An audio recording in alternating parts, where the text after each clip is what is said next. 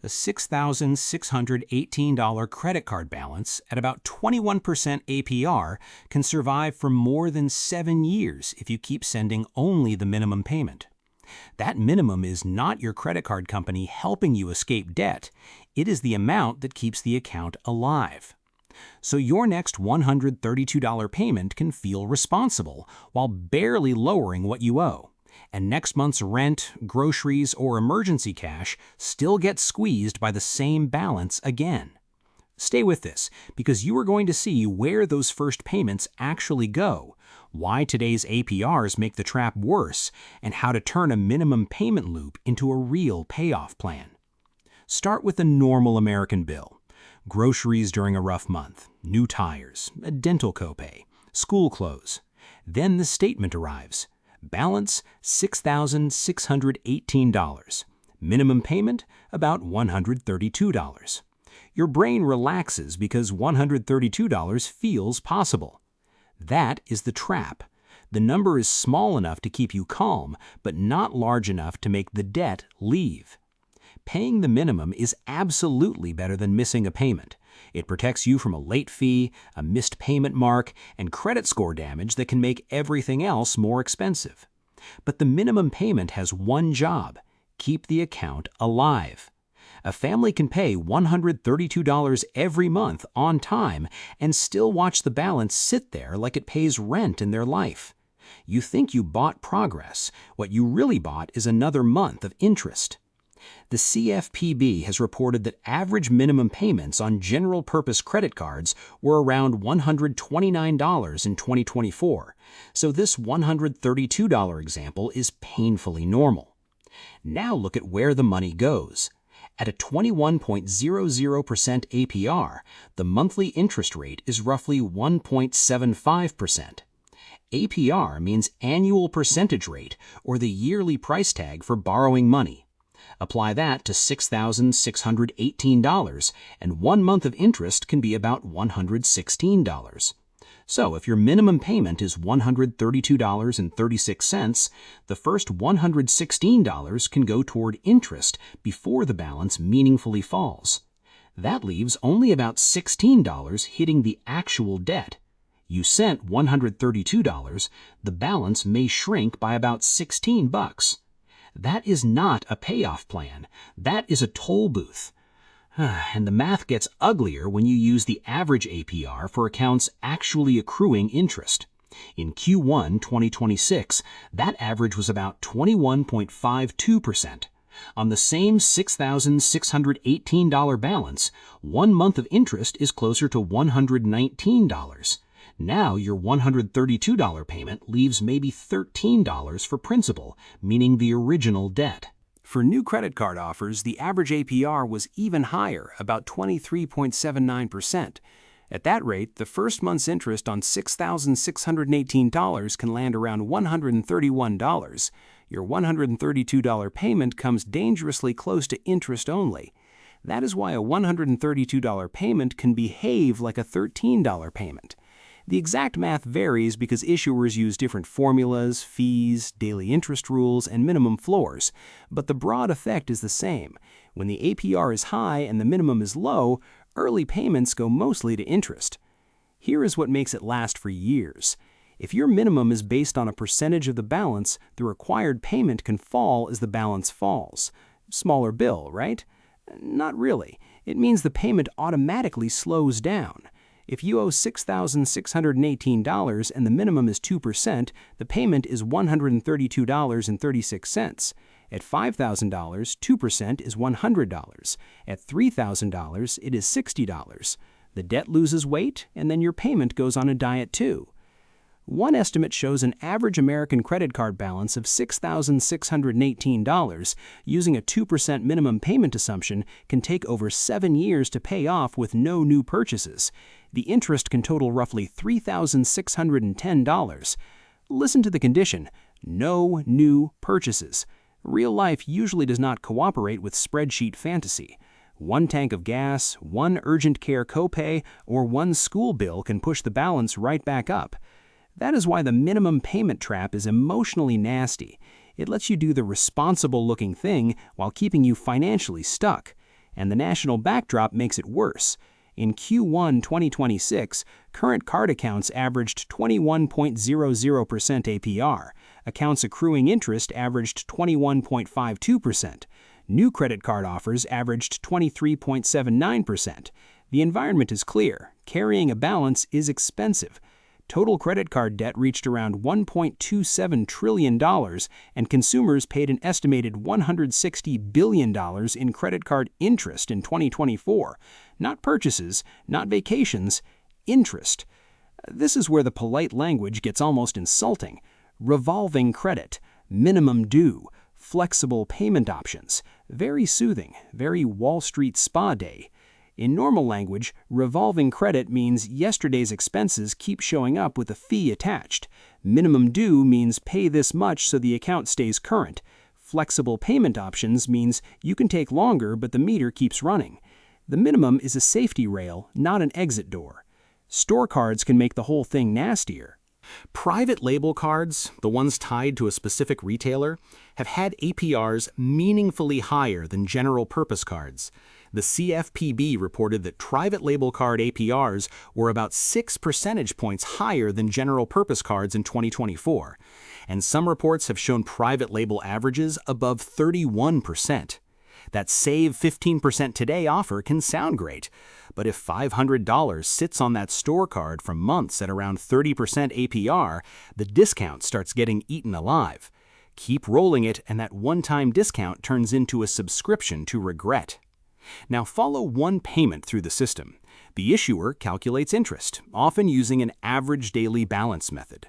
Your payment arrives. Interest and fees get satisfied before leftover money reduces principal. Then, next month's interest is calculated on what remains. So using the $6,618 example at about 21.52% APR, the first month can look like this. Payment, $132.36. Estimated interest, about $119. Estimated principal reduction, about $13. Remaining balance, about $6,605. This is why the statement warning box matters. Credit card statements usually show what happens if you make only the minimum payment, and what monthly payment would pay the balance off faster, often in about 3 years. Most people glance at it once, feel attacked by a rectangle, and keep scrolling. But that box is the issuer accidentally handing you the map. Look for minimum due, due date, APR, and interest charged this month. If interest charged is close to your minimum payment, the debt is mostly being maintained. So what do you do without turning your entire life into a punishment plan? First, stop adding new purchases to the card you are paying down. If the target keeps moving, the payoff plan keeps lying to you. Move recurring charges off that card. Streaming, storage apps, gym memberships, cloud storage, subscriptions. On many cards, once you carry a balance, you may lose the grace period on new purchases. The payoff card is a cleanup project, not a wallet. Second, turn the minimum into a fixed payment. If the minimum is $132 this month, set your payment at $132 or higher and keep it there even when the required minimum drops. If you can add $50, your payment becomes about $182. That extra $50 may not sound heroic, but the first payment in the example may only reduce principal by about $13. Find repeat savings, not dramatic suffering. Generic meds, fewer delivery orders, a cheaper phone plan. Redirect boring money into principal. Third, rank your cards by APR, not by which balance annoys you emotionally. A $1,200 store card at 31% may deserve priority over a bigger bank card at 18%. Pay the minimum on every card. Stay current everywhere. Then send extra money to the highest APR balance first. This is the avalanche method. The snowball method pays the smallest balance first for motivation, and if that keeps you moving, fine. But when rates are this high, the math strongly favors attacking the highest APR. Fourth, call the issuer and ask for a lower APR. Say you've been making payments and ask whether they can lower your purchase APR or offer a hardship rate. If they say no, ask about temporary hardship programs and whether they affect account status, credit reporting, or card access. A drop from 24% to 18% is not cosmetic. On a $6,618 balance, the monthly interest estimate falls from about $132 to about $99. Fifth, consider a 0% balance transfer only if the math has a payoff calendar attached. Many balance transfers charge a fee, often around 3 to 5%. If you transfer $6,618 with a 4% fee, the fee is about $265. Now you owe roughly $6,883. If the promotional period is 18 months, that is about $382 a month. If you cannot pay around that amount, the transfer may still help, but it is not a magic eraser. Do not move the balance and then reload the old card. Sixth, build a small cash buffer while paying down the card. Without a buffer, the next small emergency goes right back on the card. A starter buffer of $500 to $1,000 can prevent the next tire, prescription, or school fee from undoing your payment plan. Seventh, be careful with 401k decisions. Paying down a 21% card is powerful, but do not casually give up an employer match if you have one.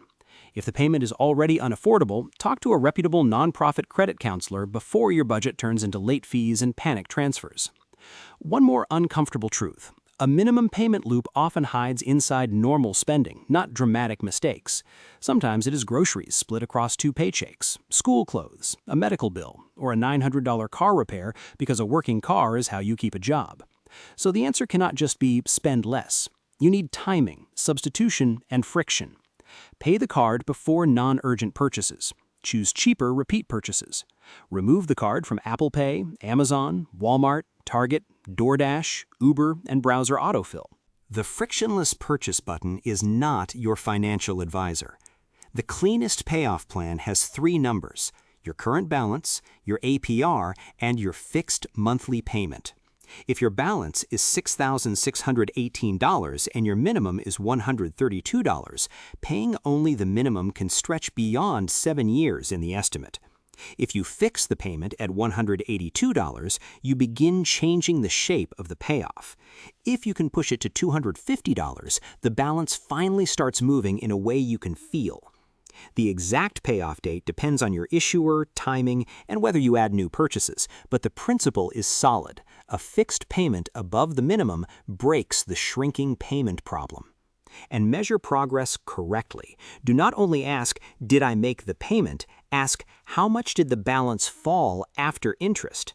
If you paid $182 and the balance fell by $63, that tells you something. Roughly $119 went to interest and $63 went to principal. Track the balance after each statement closes, not every day. Daily checking will make you weird and stressed. Once per statement is enough. The win is simple. Interest charged starts shrinking and principal reduction starts growing. The credit card company knows this math. The statement knows this math. The minimum payment knows this math. The only person the system hopes does not look too closely is you. So look closely. Open one statement tonight. Find the APR. Find the interest charged this month. Find the minimum payment. If the interest charged is close to the minimum payment, your card is not being paid down in a meaningful way yet. It is being maintained. Then, choose the next payment before the card chooses the timeline for you. Maybe that means $132 fixed, never lower. Maybe it means $182 after cutting 2 delivery meals. Maybe it means $250 after canceling 1 subscription, changing phone plans, or sending a tax refund directly to the card.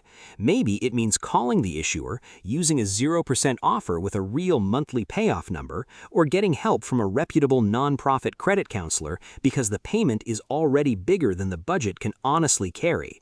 None of this is about moral purity. It is math, and math can be changed. The minimum payment keeps you in good standing, but a payment above the minimum is what starts buying your time back. Your next payment should not just keep the account alive, it should make the balance smaller in a way you can actually measure.